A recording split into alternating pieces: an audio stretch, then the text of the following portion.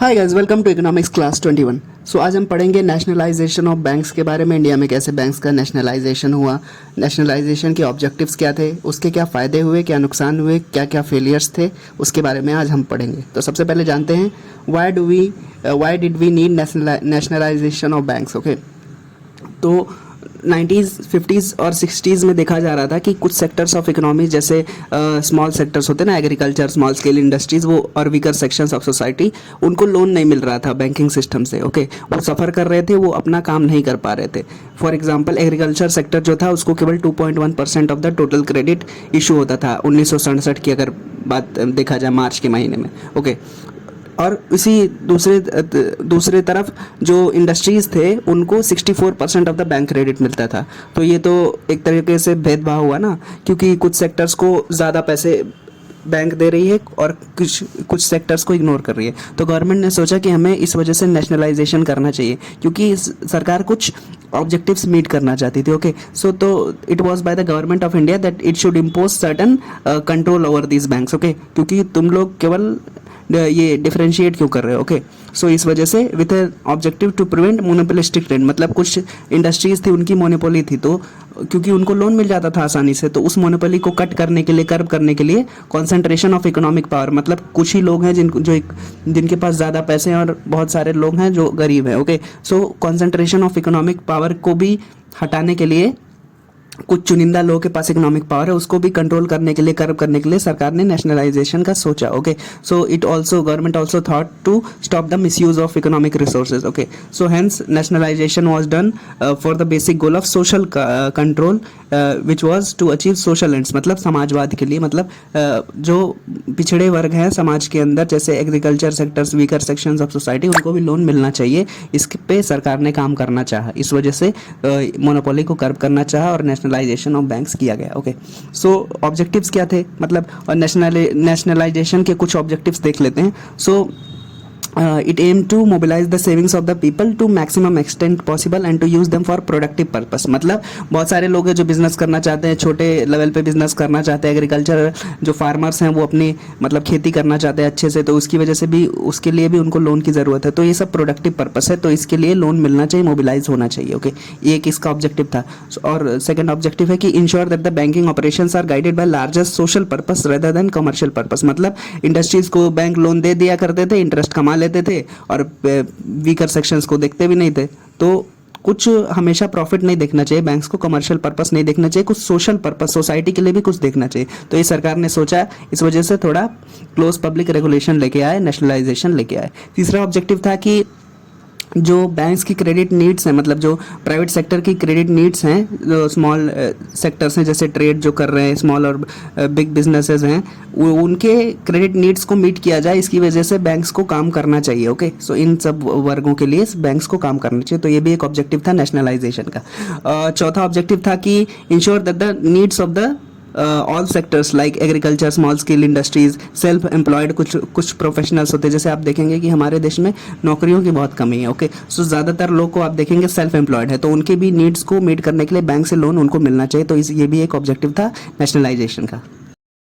अगला ऑब्जेक्टिव देखते हैं नेशनलाइजेशन का था कि the growth of new and progressive class of entrepreneurs, मतलब जो सेल्फ मेड बिजनेसेस होते हैं, जो स्टार्टअप्स इंडिविजुअली रिस्क लेके बिजनेस चालू करना चाहते हैं, उन्हें एंटरप्रेन्योर्स बोलते हैं। Okay, so the growth of new and progressive class of entrepreneurs should take place and fresh opportunities can be created. Opportunities कैसे क्रिएट होंगी, जब उनके पास फाइनेंस रहेगा, पैसे रहेंगे, तभी तो बिजनेस स्टार्ट करेंगे। तो इसकी वजह से भी नेशनलाइजेशन लाया गया, ताकि नेग्लेक्टेड जो एरियाज़ हैं उन पर भी ध्यान दिया जा सके अलग अलग देश के कोनों में। ओके, सो एक और ऑब्जेक्टिव था नेशनलाइजेशन का, to curb the use of bank credit for speculative and non productive purposes. Okay, so non productive purposes के लिए ही खाली लोन ना दिया जाए, जो ज़रूरतमंद है उनको भी लोन दिया जाए। प्रायोरिटी सेक्टर्स जैसे एजुकेशन, स्टार्टअप, रिन्यूएबल एनर्जी, इन सब में दिया जाए लोन। ओके, सो इस वजह से भी बैंक सरकार ने सोचा कि नेशनलाइजेशन होना चाहिए। ओके, तो नेशनलाइजेशन हुआ, उसके कुछ अचीवमेंट्स देख लेते हैं, क्या क्या फ़ायदे देखने को मिले।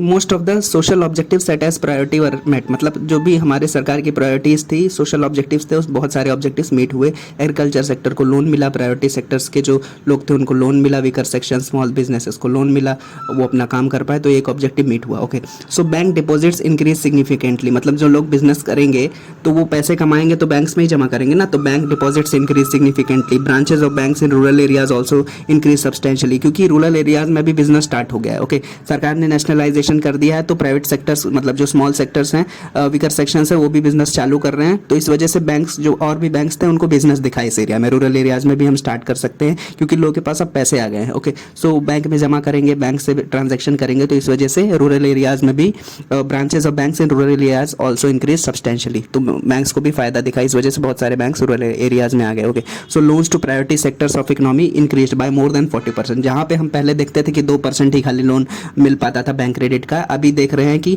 40%, बहुत ज़्यादा, more than 40% loans to priority sectors of economy increase. Okay, due to nationalisation. और ये कुछ फेलियर्स देख लेते हैं, what were the points of failure. Okay, so efficiency of banking sector decline drastically due to monopolisation. Okay, as a result profitability of banks reduce drastically and they started incurring losses. तो एक drawback था nationalisation का कि बहुत सारे sectors के लिए सरकार ने खोल दिया कि क्रेडिट मिलना चाहिए, तो ये भी देख सकते हैं कि कई कंसेशन भी देना पड़ता था बैंक्स को प्रायोरिटी सेक्टर्स को, तो इस वजह से बैंक्स को लॉस होता था कहीं कहीं पे, क्योंकि कंसेशन में देना पड़ रहा है लोन कम इंटरेस्ट पे। वहाँ पे बड़ी बड़ी इंडस्ट्रीज़ को देखते थे तो ज़्यादा इंटरेस्ट लेते थे, ज़्यादा पैसा बैंक्स कमा पाते थे। तो इस नज़रिए से अगर देखा जाए तो बैंक्स को एक तरीके से थोड़ा बहुत लॉस भी होता था। ओके, साथ ही साथ जो मान लेते हैं कुछ वीकर सेक्शंस ने लोन लिया, वो लोन चुका नहीं पाए तो वो नॉन परफॉर्मिंग एसेट हो गया, तो वो भी बैंक्स के लिए लॉस है। और बैंक्स को ज़्यादा लोगों को मैनेज करने के लिए, बहुत सारी पब्लिक को लोन देने के लिए, क्रेडिट देने के लिए, उनका ट्रांजैक्शन करने के लिए और लोगों को भी रखना पड़ता था, तो इस वजह से भी बैंक्स का लॉस होता था। ओवर स्टाफिंग की वजह से भी, ज़्यादा स्टाफ बढ़ा के उनको सैलरी देने की वजह से भी बैंक्स थोड़ा सा लॉस करते थे। Okay, so what are the causes for losses of for banks, तो ये देख लेते हैं क्या क्या कॉजेज थे जिसकी वजह से बैंक्स को लॉस हुआ। लैंडिंग प्रायोरिटी सेक्टर, जैसे कि मैंने कहा कि प्रायोरिटी सेक्टर्स को लोन देते थे, वो अगर मान लेते चुका ना पाते या कम रेट पे दे रहे हैं तो बैंक्स को थोड़ा नुकसान होता था कि कम ब्याज मिल रहा है, तो ये भी बैंक्स के लिए नुकसान की बात थी। दूसरी चीज़ कॉज ऑफ लॉस बैंक्स के लिए ये था कि हाई CRR एंड SLR, जैसे कि हमने पिछले क्लासेस में पढ़ा, कैश रिजर्व रेशियो और स्टैट्यूटरी लिक्विडिटी रेशियो, मतलब बैंक्स को कुछ फंड्स अपने RBI के पास जमा करने पड़ते थे, कुछ अपने पास रखने पड़ते थे as a mark of security के तौर पर, कि तभी कभी फाइनेंशियल इंस्टेबिलिटी रहे तो बैंक्स उस फंड्स को यूज़ कर सके। तो इस वजह से भी बैंक्स को कुछ फंड्स फ्रीज करके अपने पास रखने पड़ते थे ताकि बुरे वक्त में यूज़ कर सके। तो उसकी वजह से भी मतलब जो क्रेडिट था, बैंक्स के कुछ पैसे मतलब अंदर रोक के रखना पड़ता था बैंक्स को, क्योंकि ये मतलब सरकार का रेगुलेशन है कि हाई CRR और SLR को मेंटेन करना है। ओके, सो ये भी एक कॉज फॉर लॉस था। एक और कॉज था ओवर स्टाफिंग, जैसे कि मैंने बताया बहुत ज़्यादा स्टाफ रखना पड़ता था बैंक्स को, तो वो भी एक पॉइंट ऑफ लॉस था बैंक्स के लिए। साथ में trade unions, non performing assets या फिर कंसेशन रेट ऑफ इंटरेस्ट, मतलब कम रेट पे लोन देना पड़ता था प्रायोरिटी सेक्टर्स को। साथ ही साथ एक और पॉइंट था cost of servicing of loans. So cost of servicing of loans मतलब जैसे कि मान लेते हैं बैंक ने किसी वीकर पर्सन को या किसी को भी लोन दिया 1 लाख रुपए का, अब वो बंदा चुका नहीं पा रहा, तो बैंक्स के एजेंट्स बार बार जाएंगे, उसे कॉल करेंगे, देखेंगे किधर है वो, उसका मतलब बार बार उससे कॉल करना रहेगा, उस सब डॉक्यूमेंट्स मेंटेन करने रहेंगे, लोन को रिकवर करना रहेगा। उसकी वजह से भी बैंक्स को बहुत सारे हाथ पाँव मारने पड़ते हैं। ओके, सो इस वजह से उसी चीज़ को हम बोलते हैं cost of servicing of loans, मतलब लोन तो दे दिया, अब उस लोन को वापस लेने के लिए हमको इतना जो खर्चा करना पड़ रहा है, गाड़ी से जाएंगे, बैंक्स के एजेंट्स उनके पास आएंगे और बाकी का और भी उनका खर्चा होता है। ओके, डॉक्यूमेंटेशन, फ़ोन कॉल्स और भी बहुत सारे अलग अलग लेवल पे डॉक्यूमेंट्स मेंटेन करने रहते हैं, तो वो भी cost of servicing of loans में जुड़ेगा। ओके, तो ये भी एक पॉइंट ऑफ लॉस है बैंक्स के लिए। Okay, so these were the losses which happened due to nationalization. Hope you understood it. If you have any doubts you can ask in comment section. Thank you so much for watching. Bye bye.